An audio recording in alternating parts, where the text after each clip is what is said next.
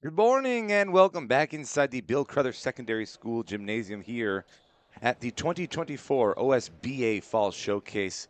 It's a beautiful Sunday morning for another great day of hoops. JJ Evison back on the call alongside Sydney Holmes. Had a long day yesterday, Sydney. We both got home and kicked up the feet, shut the eyes for a split second, and that was it. Much needed. I feel like I was playing with them yesterday. I was mentally and emotionally involved in every single game, played my heart out, and now I'm ready to do it again You today. did good. Good job. Thank you. 9 a.m. tip-off here between Orangeville Prep and Capitol Courts. We saw these two teams play yesterday. This, on paper, looks like a great matchup. Early morning, so we'll see how quickly these Hoopers can get their legs moving. It was a long warm-up, and we are underway. Orangeville Prep in the black jerseys moving from left to right on your screen, and Capitol Courts in the reds going the other way. Megan Hollingsworth with the steal and pushing the pace here in game number one. With the top, it's Ferguson to the near side. Sierra Patricio, who slides into the starting lineup on Sunday's matchups. The entry pass swallowed up and out the other way now. Orangeville Prep. Lexi Anderson comes away with the steal. So steal on the first two possessions. And taking care of the ball will be essential to get the win here today. Another turnover. Megan Hollingsworth head up. 3 to beat, keeps the dribble alive, and the contact is going to be called jump ball. All ball. Good active hands, Avery Miller. Bit of a discrepancy between the two refs. One of them called jump ball, one of them called a foul.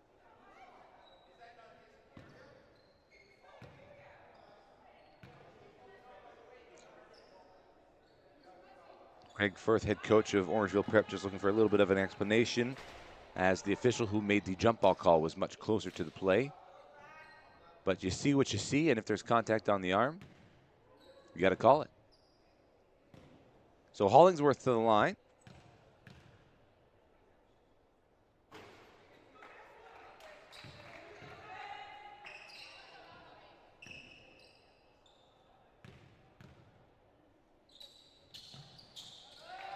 And Hollingsworth opens the scoring 1-0. Capitol Courts. Ayla Corgale down the left-hand side. Good switching defense here, Capitol Courts. Corgale tries to take it herself. That shot is off the mark. Patricio picks it up. Hollingsworth averaged nearly 11 points last season. Good ball movement now. Nice patience shown there by Rachel Okoko, who had a dominant third quarter in yesterday's game. Hollingsworth out on Corgale. Corgale finds a step, but then loses the handle, giving it right back over Firth. Looking for Corgale, but throws it out of bounds. As we mentioned, Sierra Patricio sliding into the starting lineup for Capitol Courts this third and final day of the 2024 Fall Showcase, as there is a timeout on the floor. Patricio played in 15 games last season, coming mostly off the bench, averaging 5 points per game. That to go along with 2.2 rebounds and just over an assist.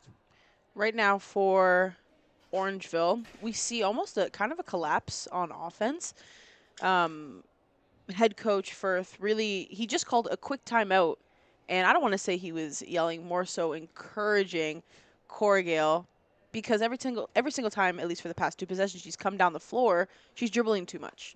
And when you don't dribble with a purpose, it doesn't allow your team to get in the right position. So what I think hopefully he's going to tell them to do is have her take her responsibility as the point guard, take the initiative, call a play, and set up your team. Because right now she's really just forcing the middle, which is playing right into Capitol Court's defense, and it's honestly the reason why they've been getting so many interceptions. I mean, they've been pushing her into an uncomfortable position, meeting her just at the timeline, forcing her into help coverage, and really swarming and keeping their feet active. Every single Capitol Courts player defensively in motion, moving, as a unit.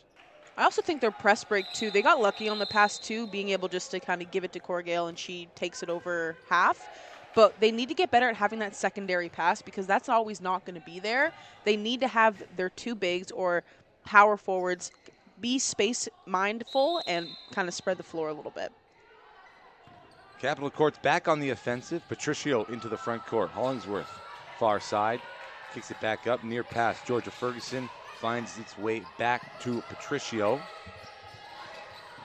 Continuing to keep it on the perimeter. Nice dive by Ferguson and a nice block by Lexi Anderson.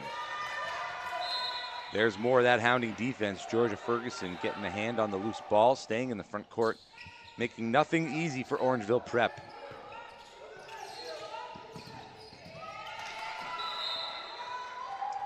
As I kind of was pointing out earlier, I can understand wanting to get it in that instance. They were trying to get it into Madigan, but there needs to be contact. There needs to be a screen, something to at least get one player open. They need to use each other here on this inbound. And instead they throw it away. Ferguson comes up with it. Hollingsworth in the corner, shuffling the feet. That's going to be a travel. As we get our first substitution, Fiona Madigan, who we chatted with yesterday, now living in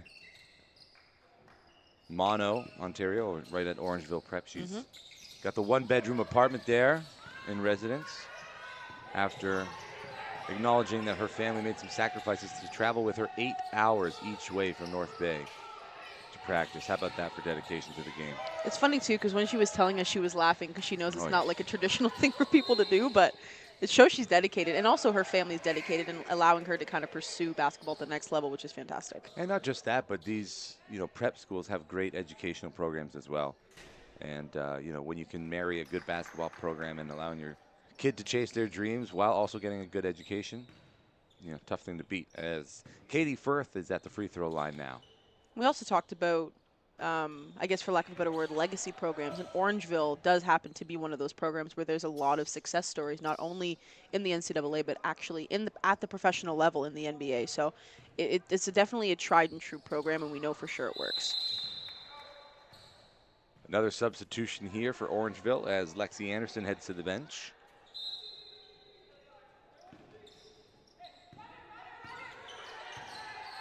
Franziska Von Jansen checks into the game for the first time today. All 5 red jerseys in constant motion. Whip pass near side. Gives it right back. Ferguson on the dive. Off just to the left. Okoko with the offensive rebound. Doesn't get the second chance opportunity to go. But they'll get more opportunities here as it's a baseline out of bounds. 8 seconds on the shot clock. 5:33 remaining in the opening quarter.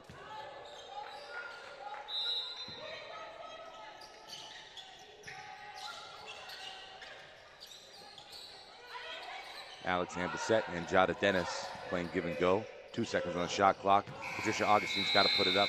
Not in time. And that's a turnover. That's an interesting zone defense. At first glance, it looked like a 3-2, but every single pass in the zone, they're kind of like rotating together and doubling.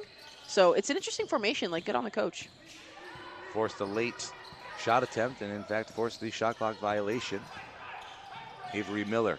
Corgale from 3, off the mark. Alex Ambasette. That pass a little too gentle to get to the hands of Patricia Augustine and knocked out of bounds, allowing Orangeville to get set up defensively in the half court.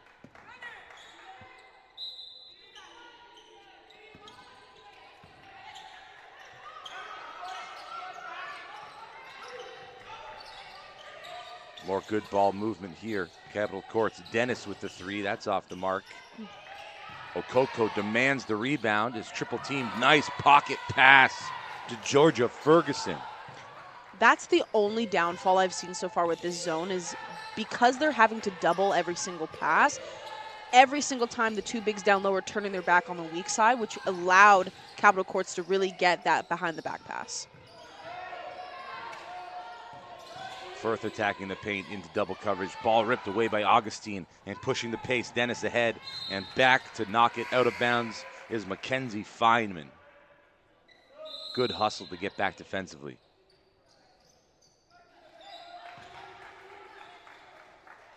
Evelyn Tunkara checks in for Capital Courts. Ferguson heads to the bench.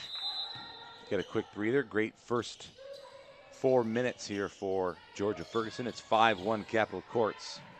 Nearly halfway through the opening frame. Cross-court pass, one of the most dangerous passes in basketball. Alexandre Bissett gets it right back, sets the feet, bottoms the three.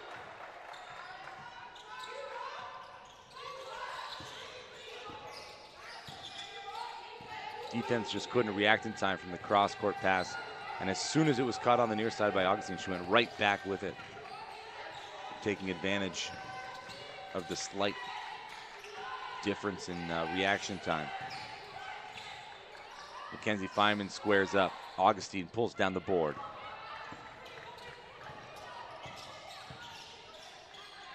Bissett just knocked one down from there.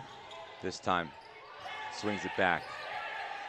Tunkara, whip pass. Bissett in front of the bench. The three's up. That's 6 straight points for Alex and Bissett.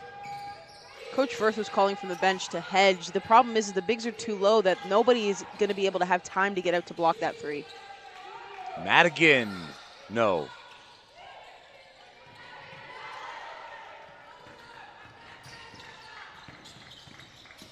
Bounce pass, Augustine, the recipient. Left-handed scoop finish off the backboard.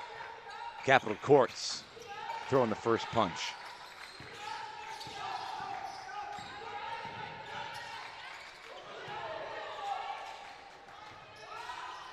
The response from Orangeville's Abigail Vierge, no good.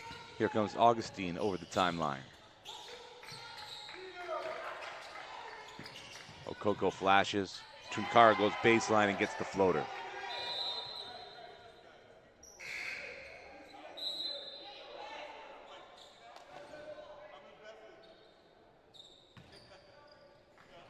Avery Miller heads to the bench as Orangeville go with a little bit of a smaller lineup here.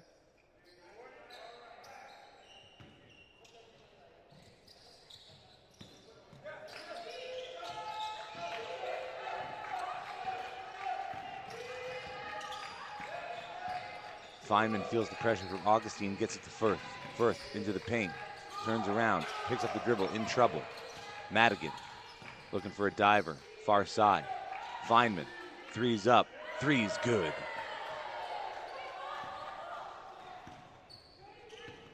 So that time a little ball movement shown from Orangeville, finding the open man, allowing the defense to get scrambled slightly. Dennis into the paint. Nice spin around move. That one left short. Resetting at the top. Tunkara. Flashing down low. Someone lost their assignment, and Ashlyn Norris gets on the score sheet.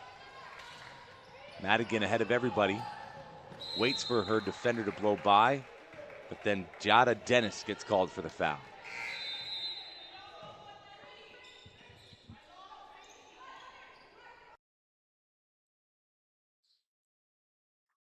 With what I'm seeing right now from Orangeville, I think it's almost like a key example of, you know, when you practice like a position so much on defense and you don't notice the holes because your team is kind of tailoring to that. Their zone right now, the main weakness is that every single time down low, their bigs are completely turning their back onto the weak side, which Capital Courts is able to identify that, which is why they can do a baseline drive to a floater or why they can do a pump fake to like a low one-handed pass because their backs are completely turned to the opposite side of the floor depending on where the ball is. So they need to adjust, and I think what they need to do is at least have one of their bigs down low hedging so they can look at both sides. Right now, it's like a 5-guard lineup for Orangeville. Stepping into that one, Ashlyn Norris, 4 straight points. So Orangeville trying to get the advantage with speed and shooting. Vierge picks up the dribble, tosses it away. It's a 2-on-2. Corrigal back to intercept that pass from Bissett. And now Corrigal into the front court.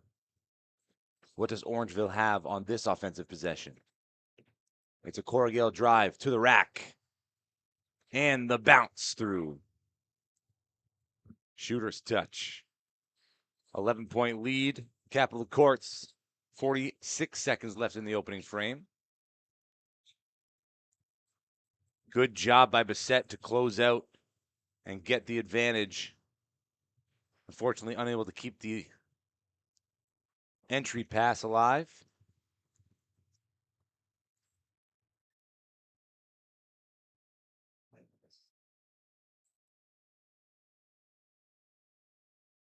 Another shot from the perimeter, that one off the mark, and Norris calmly collects the rebound.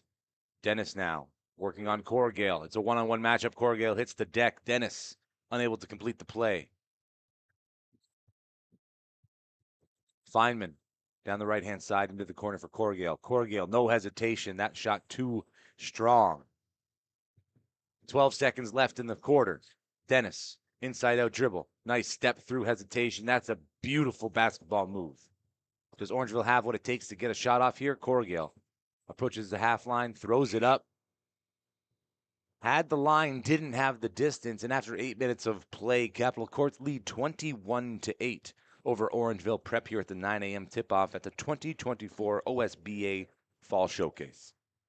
Some key things that I'm noticing so far, starting with Capital Courts, we're seeing they had the consistency in terms of setting up a play yesterday, but now what we're seeing, because they're comfortable in their rotations, they're using every option. We haven't seen the same route be ran more than twice on an offensive rotation or down more than twice. They're either doing the backdoor cut, they're doing a baseline drive, they're pulling up for a shot, they have three options, they're like using the entire floor. So that just tells me that they're so comfortable in their systems that is set up from their coaching staff that they're able to apply it effectively to the game. Also, their defense has been pretty good, but in that same breath, though, Orangeville is giving them a bit of a break defensively because they're rushing the ball too much.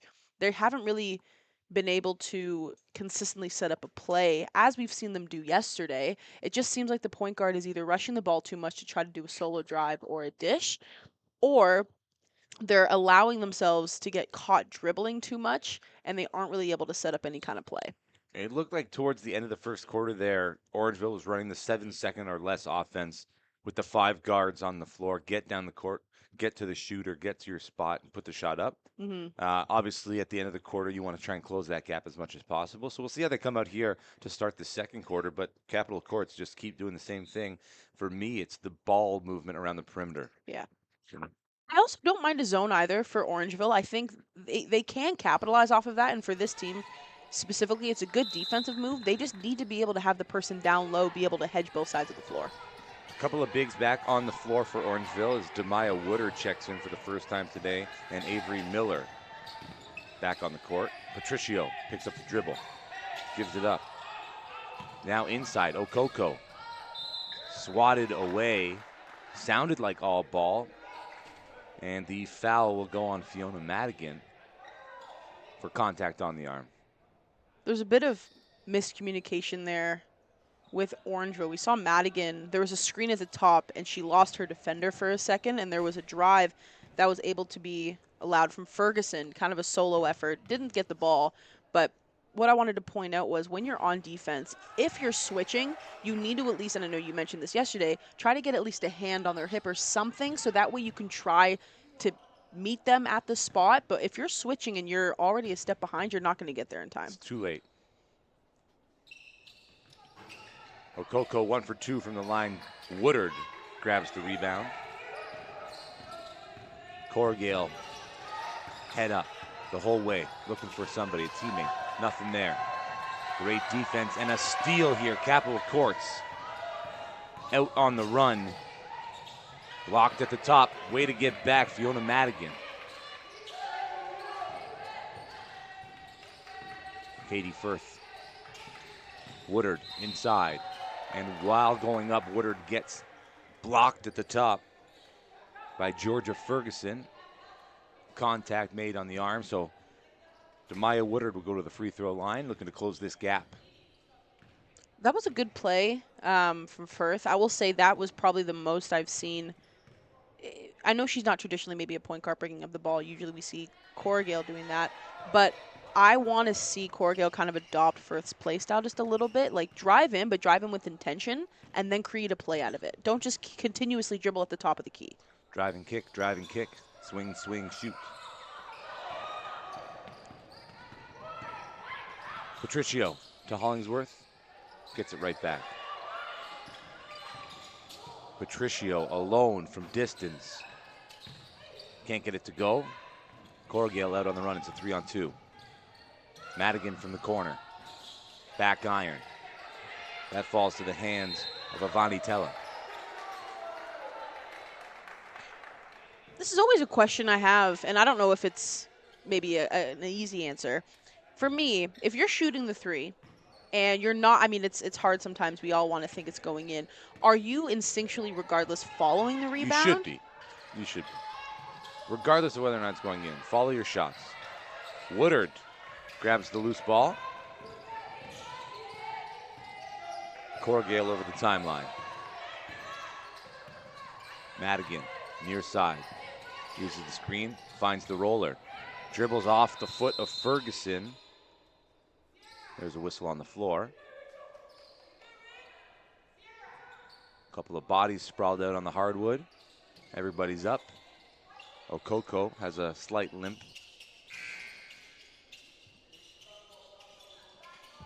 We had this problem last night with a little bit of a slippery floor, and unfortunately we saw Samuel Nuga from William Academy. Yeah, he had some ice on that ankle as we were leaving. Kind of had a quick word with him. His brother Mike plays up in the CEBL and overseas. Had some time in the Basketball Super League as well with the London Lightning.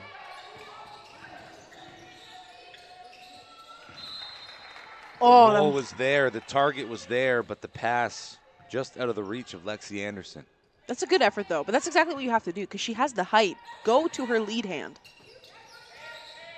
Patricio on the far side.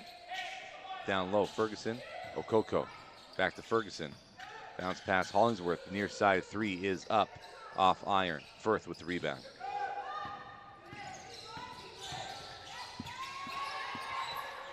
Hollingsworth interrupts that pass. Miller couldn't get it to Corrigal. Ferguson keeps. No. Okoko with the offensive board. Rips it away. Now loose ball being fought for. Okoko comes up with it. 3 seconds in the key. Good effort from Rachel Okoko. It's hard to do, but I can understand doing what's considered like a reverse handoff, giving someone the ball to head backwards, but when you're that close together, you're just giving the defense an easy opportunity to get a hand in there. Timeout on the floor, 5:36 remaining in the opening half. Between Capitol Courts and Orangeville Prep, 22-8 is the score in favor of Capitol Courts. And when you look at this Capitol Courts squad, their top three scorers from last season, Giada Dennis, Megan Hollingsworth, and Patricia Augustine, all returning players. So they have the skeleton, yes, right, from last season of what they want to do. They're trying to add to that and progress. And what we've seen so far from this weekend has been pretty impressive. They're on the right path, that is for sure. I think consistency is a great word to kind of describe this team right now as well, but also their ability to really read the defense and to be able to change their offense so quickly that we don't even notice that. It's not like they're having to think about it too much, I guess is a better way of putting it. They know their routes and their plays so much, and also it shows to them, having played with each other for so long, they're comfortable and they know how to play and they know where to be with each other. And also to point out too, because it's not usually instinctual for some people, when there was the scrum kind of on the bottom and we're trying to see who's really going to come out with possession, it wasn't like all the Capitol Courts players were hovering around her to see if they could get the ball. They were spread out. There was at least 4 around the perimeter, which is smart because if she has the ball and you want to give her a quick outlet pass, better to do that than to crowd her down low. We must also acknowledge that Orangeville Prep is without Cameron McMaster at the moment, who averaged 12.5 points and just over 8 rebounds a game last year. Number 22 is missed currently, but hopefully she's back soon to help her Orangeville squad as the season begins. You can't be on one knee and then stand up and dribble. That is a travel by definition. I think what I would do, it's smart from Capital Courts. Whoever is bringing the ball up and down the floor, they're doing an aggressive high press man. What I would do to maybe create some separation is just set a high screen just to give her that extra step to be able to create a play. Miller with the handoff to Firth into the corner. Madigan thought about it, left the ball too exposed. Dennis knocked it loose. Miller has 2 seconds on the shot clock, has to get it up into the lane, using backboard, no, gets her own rebound. Foul's going to be called on Evelyn Tunkara, and that's exactly why you follow your own shots, folks.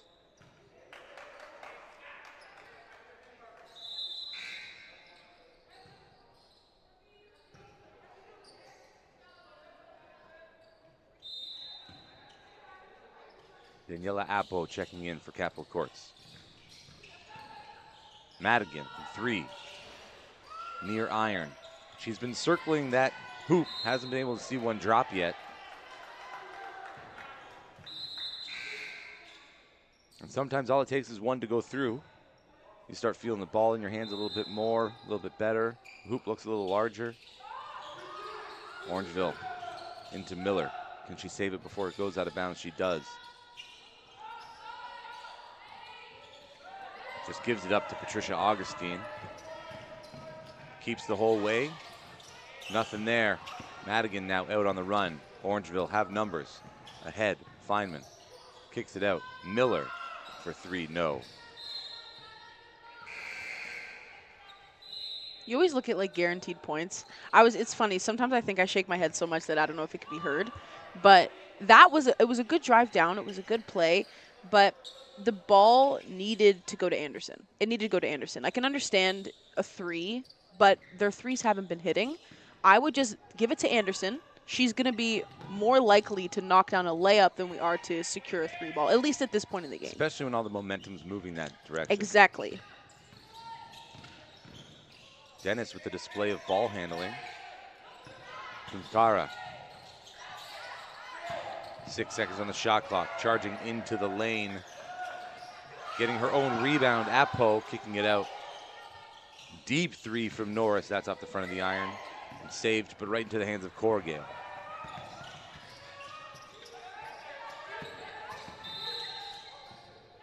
Too much physical defense from Jada Dennis and great ball handling from Ayla Corrigan. Draws some contact in the foul. That was a way better zone for Orangeville. They have finally now whoever's down low looking for both sides, and it benefited them there for sure. Firth into the paint, turns, fades, no. Appo with the rebound. It's a 3-on-2. Shooter here. Alex and Bissett. That's off the near iron. Gets the rebound. Tries to step through. Turns around. Left hand. No. And that time 3 black jerseys swarming for the rebound. Feynman. Top side. Anderson now on the block. Puts the rock to the floor. Gets to the basket. No. Appo with the rebound. Corrigan with the steal. Back iron 3 for Corrigan. Clenching her fist right now, showing a little bit of emotion. Appo, that's a travel.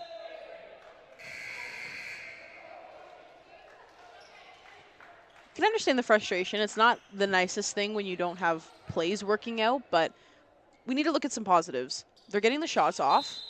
It's going to fall eventually. What I'd like to see, though, is using the entire shot clock, or at least more than the first 7 to 8 seconds. They need to get more comfortable playing the court. Feynman dishes it back out. Von Jansen, no. Couple of empty trips up the court for Orangeville Prep. Capital Courts hasn't scored in a number of minutes as well.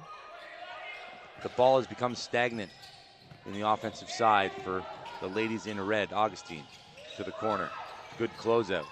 That pass off of its target. A half-court heave off the front of the iron. Augustine, beautiful rebound. Nice one-bounce move to get back to the rack and in for 2. Touchdown pass. Von Jansen, nice fake. Doesn't get it to go. Another chance opportunity.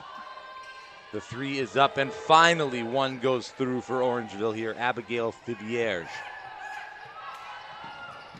Bissett, right the other way. No time wasted from Capitol Courts. That inbound pass made its way up the court in a matter of 1 second. It was a fantastic decision to push it because Orangeville got caught watching. Well, they were too busy celebrating the three. Yes. I've always said celebrate the three, but the bench should be louder in that aspect for doing that for you. You should be able to see where am I going, where do I need to be on the floor. Woodard. Nice bounce pass, just a little too low and maybe had a lane herself to the basket. Try and get to the free throw line, absorb some contact there. You know what they say, the best celebration, in my opinion anyway, is no celebration. I agree. You just get back. I agree. Focus on the next play. Yep, because then you make other people think and know that you're used to it. That's the expectation. You kind of do it all the time. Exactly. Yep. Patricio, top side. Again, early in the first quarter, we saw lots of side-to-side ball movement from Capitol Courts. It's become a little stagnant here in the second quarter, but that hasn't slowed them down from scoring. They're doing it in a multitude of ways. Hollingsworth, that is a high arcing three. 29-11 now, Capitol Courts.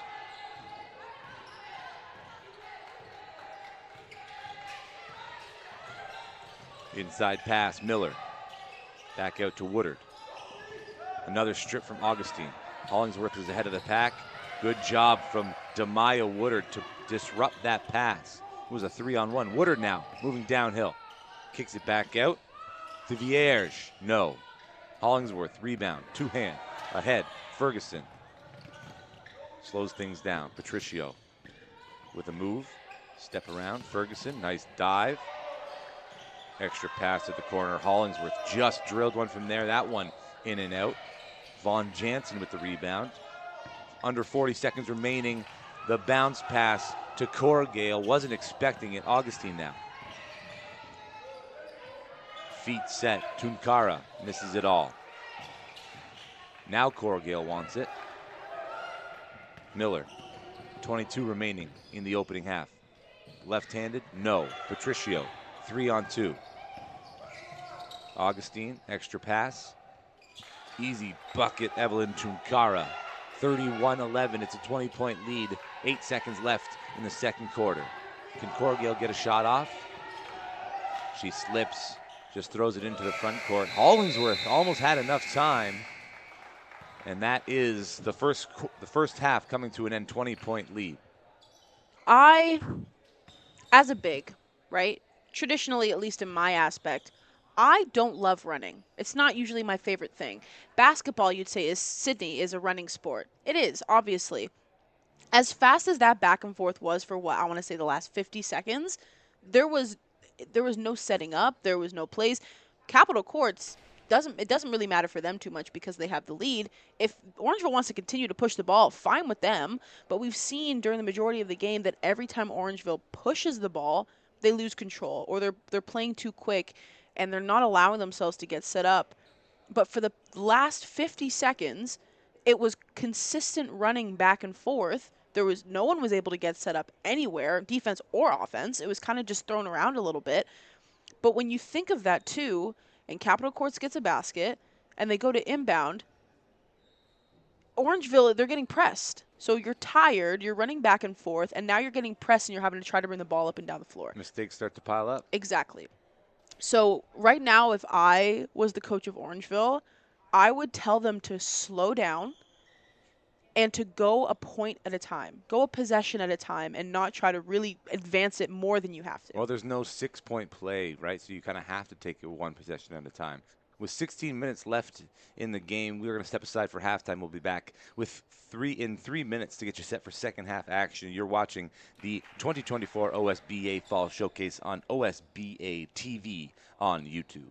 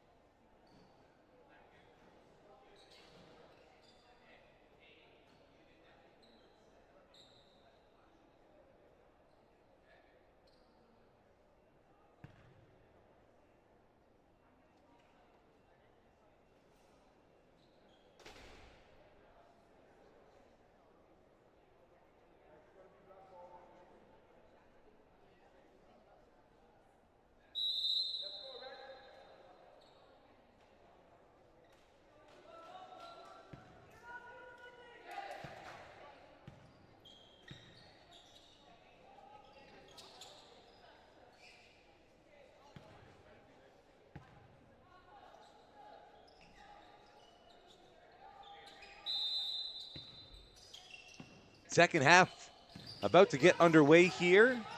Orangeville Prep trail by 20.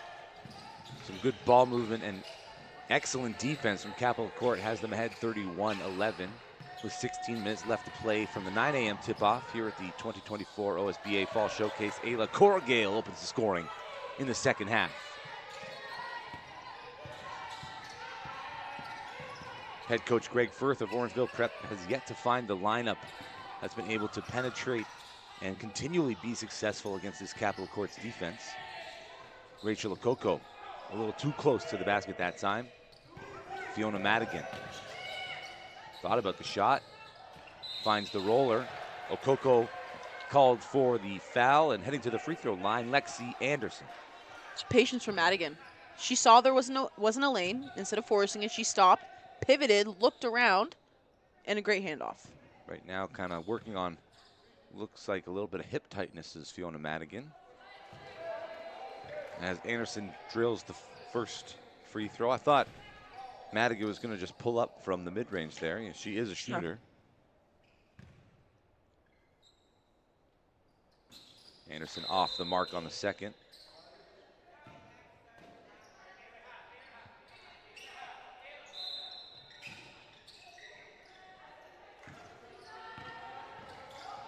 Patricio with a nice crossover. Gets around Madigan, continues to move downhill, picks up the dribble topside. Ferguson.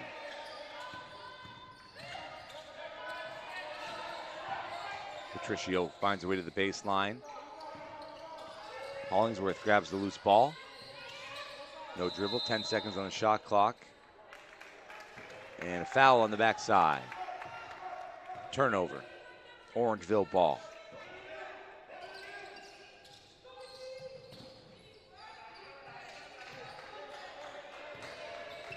Having to break the press continuously is Orangeville.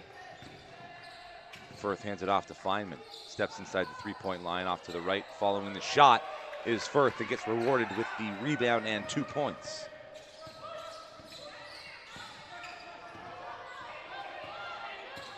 Orangeville have the first 5 points of the second half. Okoko with the handoff to Hollingsworth. Hollingsworth trying to, some bully ball there. Fiona Madigan, contact on the arm. And she has reached in a couple times now and been called both times for the contact. Good morning to all our viewers on OSBA TV. It is Sunday, September 29th. We're at Bill Crothers Secondary School here in Markham for the 2024 OSBA Fall Showcase. If you're in the area, you got some time today, head on down to the gym. Price of admission is definitely worth the talent on the floor here today. We've got games all the way until the last game, I think, is 4:30 p.m. So a good slew of games.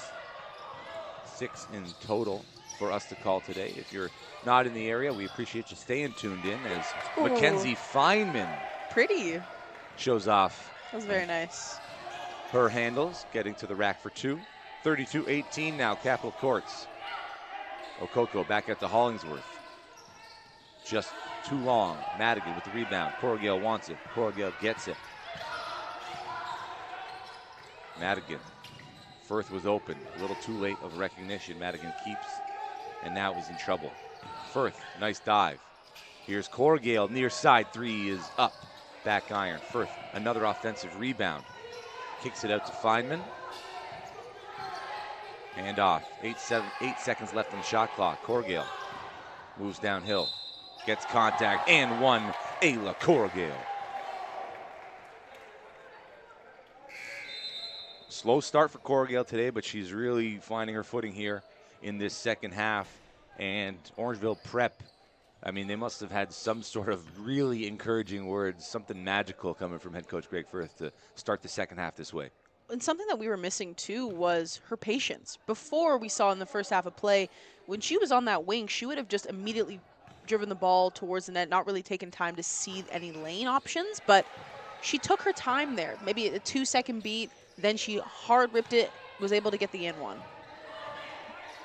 The lead cut to 11, just over 2.5 played in the third quarter. Patricio off the mark. Anderson with the defensive rebound. Corgale now. Feynman, no one picks her up. Dead on three, but that is off the side of the iron and out of bounds. It's never a good sign when you instinctually her first thought wasn't to shoot it and everyone else is telling her to shoot it. It's hard with those ones because your body is just not naturally ready to shoot the ball, but the way Capital Courts has been playing defense, she didn't expect to be open either. Exactly. Jada Dennis, Alexandre Bissett in the corner. Driving baseline. Bounce pass. Out of bounds. Orangeville Prep will have possession as the officials talk it over. And again, it's the FAR official coming away with the decision. Dennis has a lane. Baseline floater, yes. The first field goal for Capital Courts comes at the 3.5-minute mark. Augustine just uses her strength to get Corgale out of the way. 4 straight points for Capital Courts after a great start from Orangeville. Shooter's wide open in the corner, but she's not even calling for it. And Sydney, how do you get that open? I always think to myself, whenever you're double teamed, somebody's open. Somebody is standing on the floor without anybody guarding them. I can understand it's hard for the point guard to see when there's 2 people on you, but that's on the rest of your team or the bench to call out the girl that's open.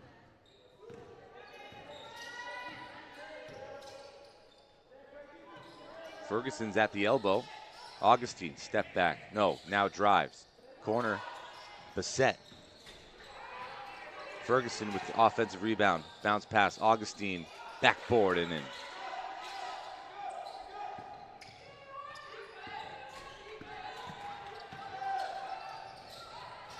Another turnover from Orangeville, just dribbling it off the foot of the defender, but Mackenzie Feynman able to steal it back.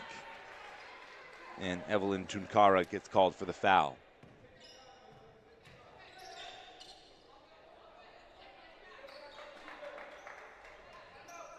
Orangeville had a great start to this third quarter, but 3 straight turnovers, and all of a sudden Capital Courts' lead is back up to 17. I think what it is we saw at the beginning of the quarter, their offensive rotation has always been kind of moving, but the big shift was Orangeville's defense. They were stopping Capital Courts from really getting their drives off. They were hedging a bit better, and they were cutting off the lanes. That's the difference, is when they play solid defense. We saw at the beginning of the quarter, Capital Courts didn't score many baskets, if any, until the recent last few minutes here. Just exactly. The one free throw. So the key component is Orangeville just needs to be more consistent on defense because their offense is there. It's not something that's ever really kind of left them. The downfall was just they weren't able to get into a place defensively where they can allow their offense to shine.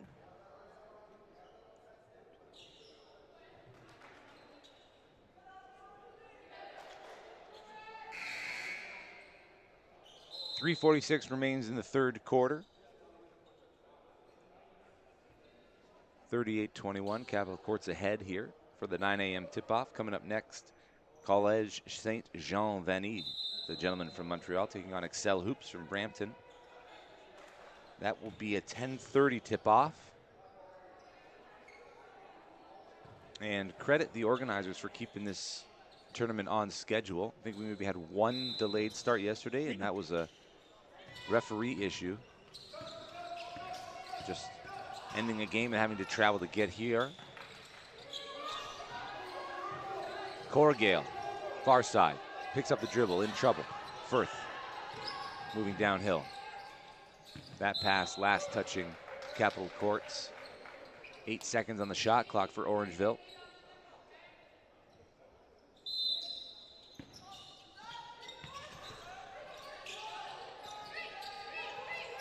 Corgale gets the step around the screen. The shot's off the mark. Shot clock violation. A lot of the shots that Orangeville are taking are off-balance shots where they're either one dribble and they're kind of fading away, or it's on transition, they're not allowing themselves to get set. it's like the shot's almost there, but because they're moving, their legs aren't bent enough to really give themselves the power to get it over to the net. Augustine's shot's off the mark. Rebound controlled by Corgale. Down the middle of the floor, Avery Miller. No, Augustine, defensive rebound. She's got to get around 2 Orangeville players. Does. Ferguson. Far side, Tunkara into the corner. Dennis for 3. Back iron. Ferguson, offensive rebound again. She's got to box her out. She is tough. And you see Thivier's doing work down low to get position. But Georgia Ferguson is a force to be reckoned with on the offensive glass. One thing I would just tweak a little bit about her positioning is when she catches it high, just put it immediately back up. Miller from the corner. That's too strong. Firth unable to control the loose ball. It's like for Fergus, she's almost doing herself just a little bit of a disservice because she's fighting so hard to get positioning. She's getting the rebounds. It's just every single time she has it up here, brings it down for the defense to kind of just swat all over, and then obviously it doesn't end up in her favor. So that would just be the smallest tweak that I would make for her. Rachel Okoko, handoff to Bissett. Now Dennis with time and space. Bissett relocating, getting the ball back short, rimming it. Woodard unable to save it and keep it alive.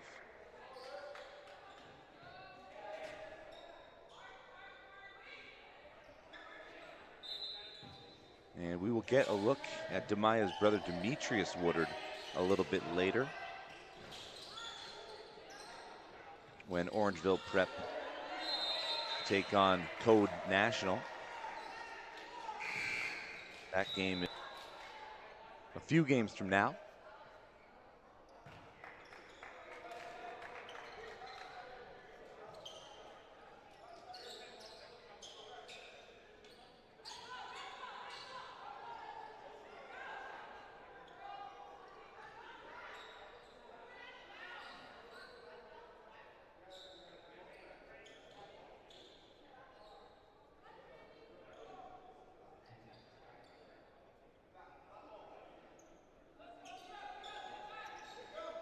A little confusion on whose possession it was. Orangeville will have possession baseline, defensive end.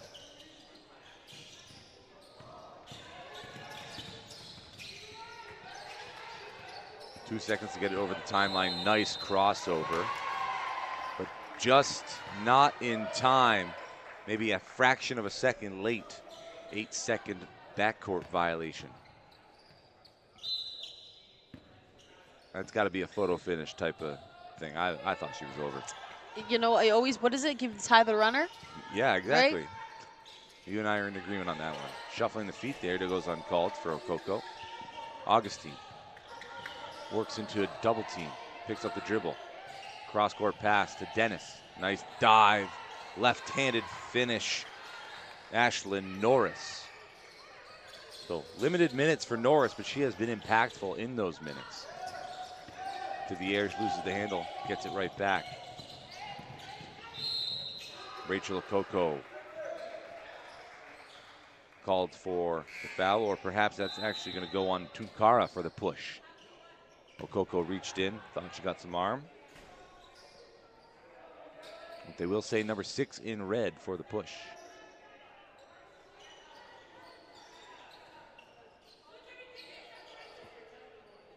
So now Orangeville showing a little bit of a bigger lineup with Woodard and Anderson and Von Jansen in the game. Madigan able to keep it alive. Here's Feynman downhill, fakes the pass to the corner. Right there for the rebound, Von Jansen, or Anderson, excuse me.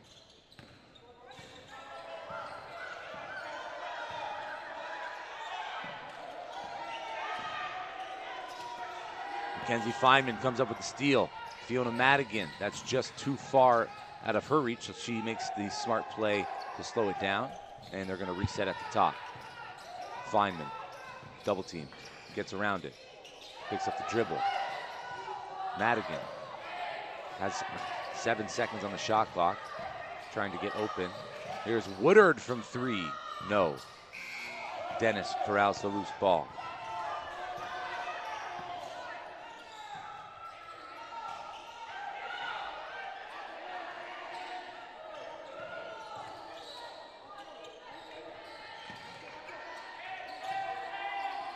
Orangeville forcing Capital Courts to keep it on the outside. The shot's up from Dennis, back iron.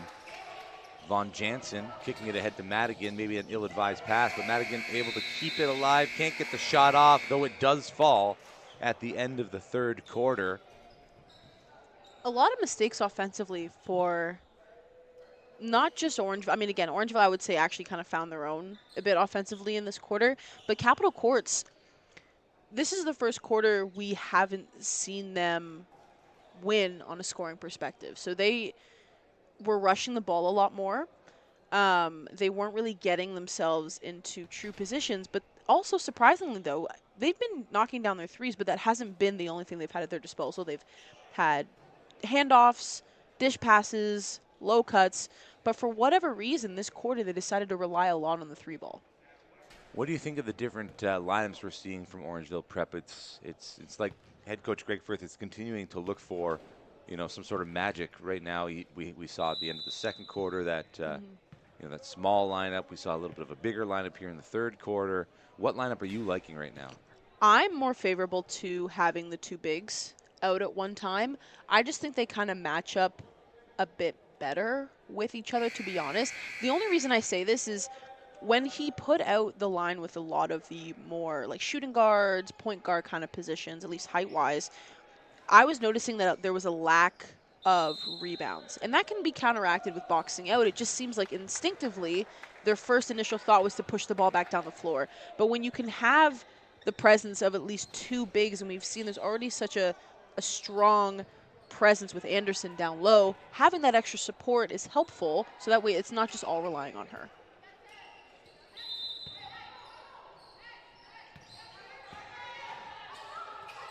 Fourth quarter underway. Megan Hollingsworth with the shot. Feynman gets the loose ball. Hollingsworth and Firth now fighting for it. Firth top side, moving downhill. Couldn't connect with Corgale. She tried to reset at the top after picking up the dribble.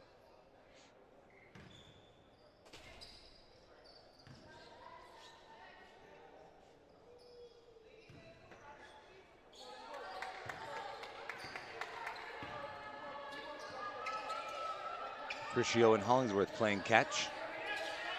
Okoko now to the top side, Ferguson. Ferguson gives and dives, and shot clock violation for Capital Courts. Don't see that very often from this squad. Corgale gets the step on Hollingsworth, slows down, shifty move, baseline Jimmy, short. Ferguson with the rebound.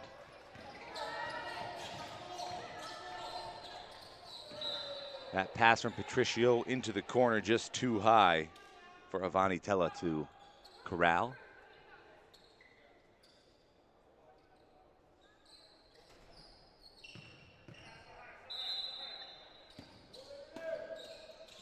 .60 seconds gone in the final frame. Orangeville Prep trail. 17 is the deficit. Capital Courts ahead at the 9 a.m. tip-off 2024 OSBA Fall Showcase. Pick and roll. Lexi Anderson fouled and will head to the line, shoot two.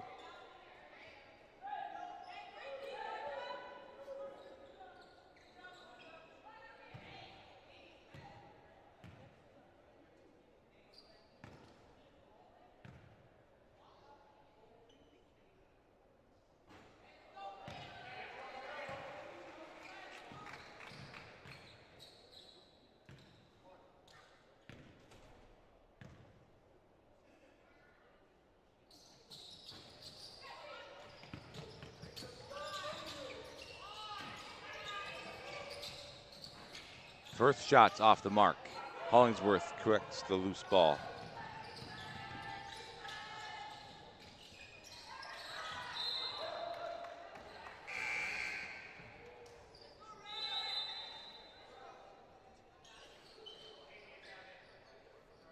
Alex and Bissett will check back in. Rachel Okoko to the bench for Capital Courts. Corgale looking to get it inbound. Madigan. over the timeline. Picks up the dribble. Hounded. Got to get it to somebody. Tries to get it to Corgiel. Hollingsworth gets a hand in there.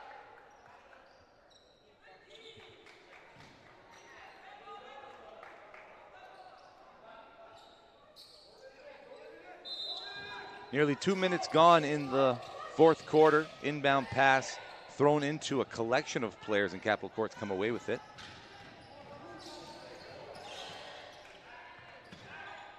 Patricio to the corner. Bissett.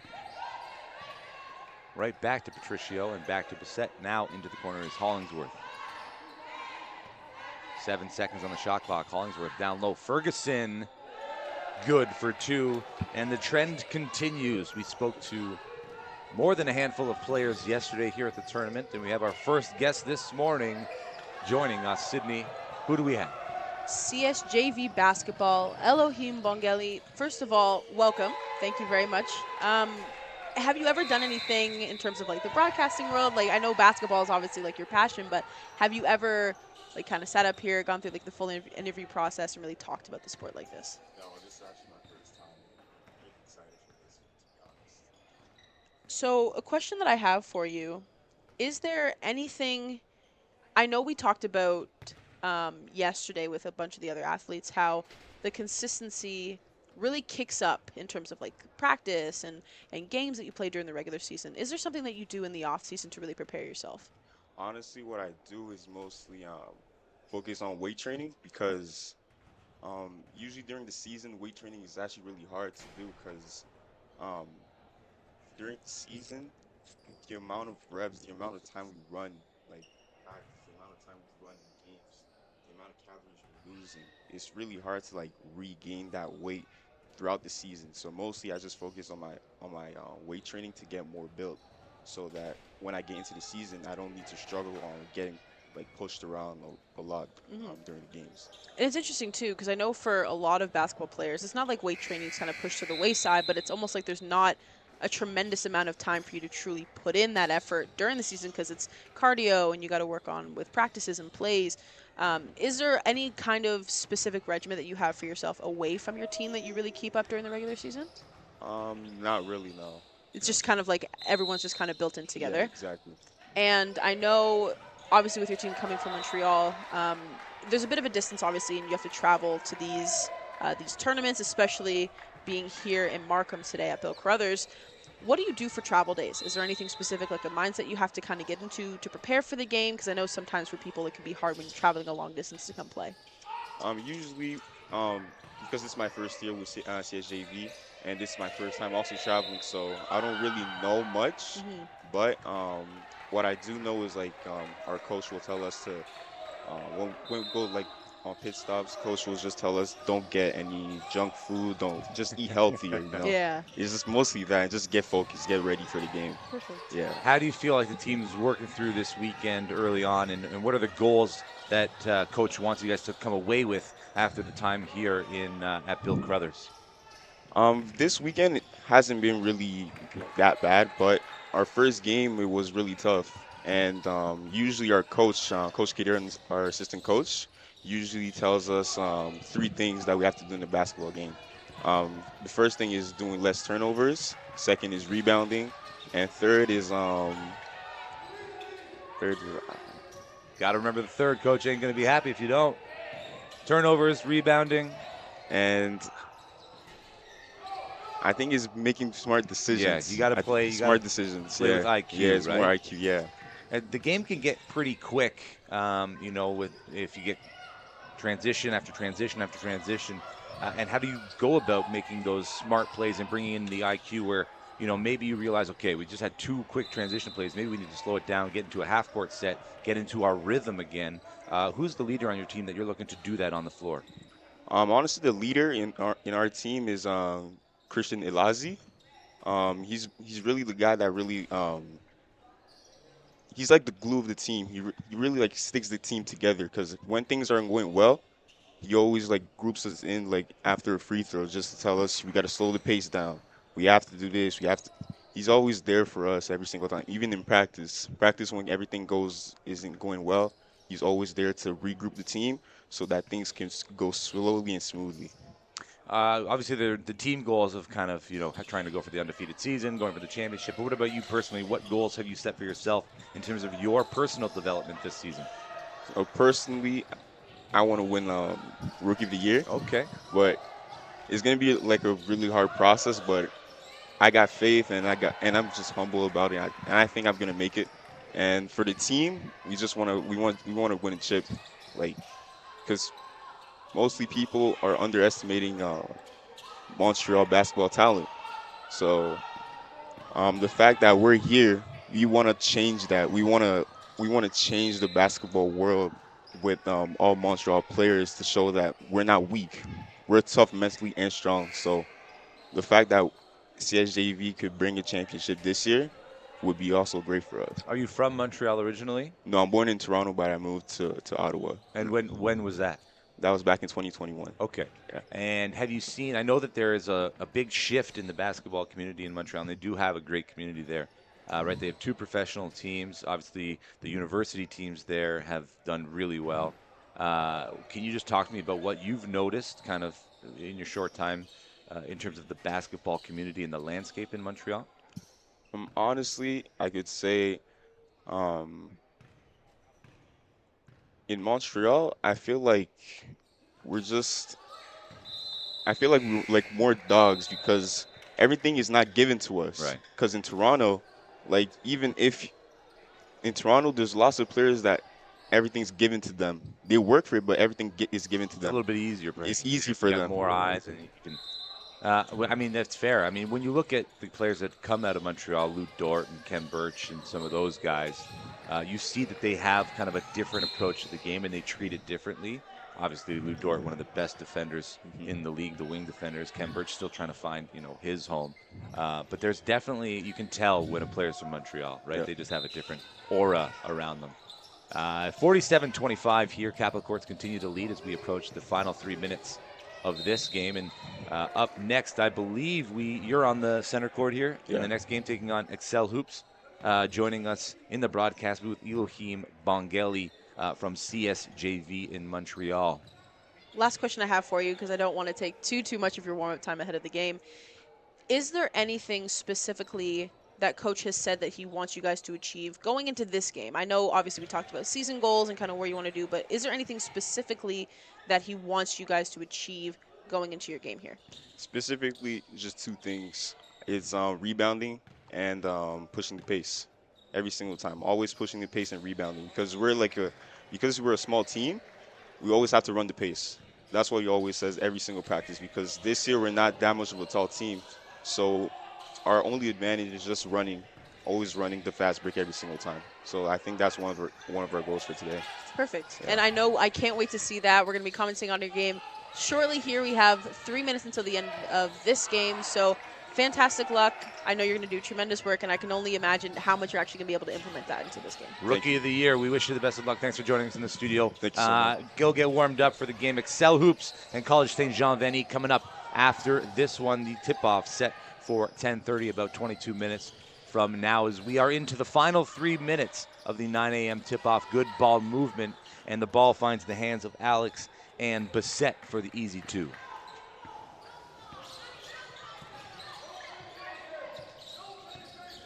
To Vierge, working near side. Has to kick it back to Firth on the top side. No one's moving. Firth is directing traffic.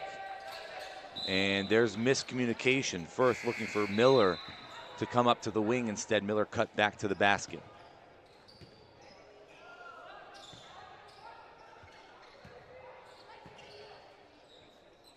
I think we have fantastic consistency in terms of I don't want to say media training, for lack of a better word. I don't know if they teach that at these schools, but I mean, even if they aren't, every single player, the way they're able to say confidently what our goals are for this season, what my personal goals are, and all of them say it in a way where there's no arrogance, there's no extra added confidence that you'd see. It's all said with like pride, which I'd love to hear. So Elohim Bongeli, who was just with us when I asked him his personal goal, he immediately said he wants to win Rookie of the Year and followed that up with, but I'm humbled about it. Yes, exactly, for sure. And we know he is. We get our first look at him and CSJV at 10:30 taking on Excel Hoops Prep from Hamilton, or from Brampton. Minute 41 left in this one. It is a 19-point game. Capital Courts lead. Orangeville Prep. Shots up from the corner. Yes, and good. Jada Dennis. Inbound pass stolen, but not without some contact on the arm. Patricia Augustine ripping the arm away of Ayla Corrigal in order to come away with that steal. I'm pretty sure Bongelli just told us he has a small team, but I'm looking at CSJV over there by the doors, and I'm seeing at least a couple of 6'5", 6'6", 6'7" guys. I'm small. But small to them is a different True. thing They altogether. do play against people who have the tendency to be 7 foot tall. Dennis to Okoko, and then left-handed scoop finish. Ahead of everybody is Anderson, but unable to control the pass from Fiona Madigan.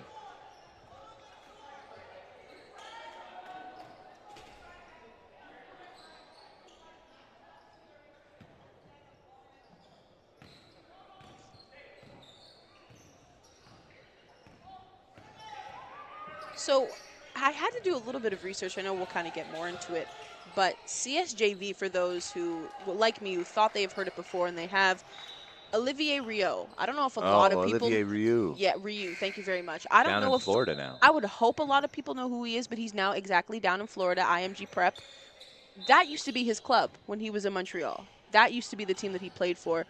As we all know, 7'9" with shoes on is always how he kind of gives the example of himself. 18 years old? Yes. Yeah, not even in the circuit yet of, I believe this is his first year as a Gator, Florida Gator, which, I mean, 7'9" with shoes. So maybe that's what he meant when he said he didn't have the height on his team. Yeah, well, because they used to have, 7'9" with shoes on. Skyscraper. Exactly. So you know what? That honestly, that makes sense to me. I think they said there were so many articles coming out about him. He was 12 playing with high schoolers, just given his height alone, and he was towering over all of them. Canada seems to just be producing every single year like a 7'9" player, right? Zach Eady, the 7-footer now, playing in Memphis.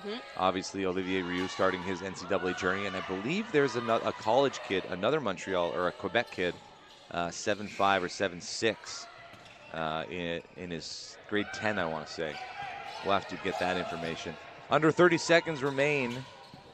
Corrigal, dish pass. Anderson, too strong, gets her own rebound, blocked up top by Okoko and Patricio. And Capital Courts can just dribble it out if they want to. And Norris and Patricio going to play give and go with each other.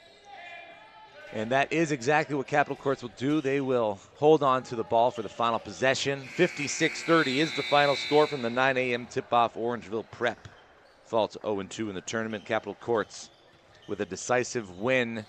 And Orangeville Prep looking for Cameron McMaster's return to help lift their scoring. We step aside, and we'll be back for 10:30 tip-off with CSJV from Montreal taking on Excel Hoops from Brampton.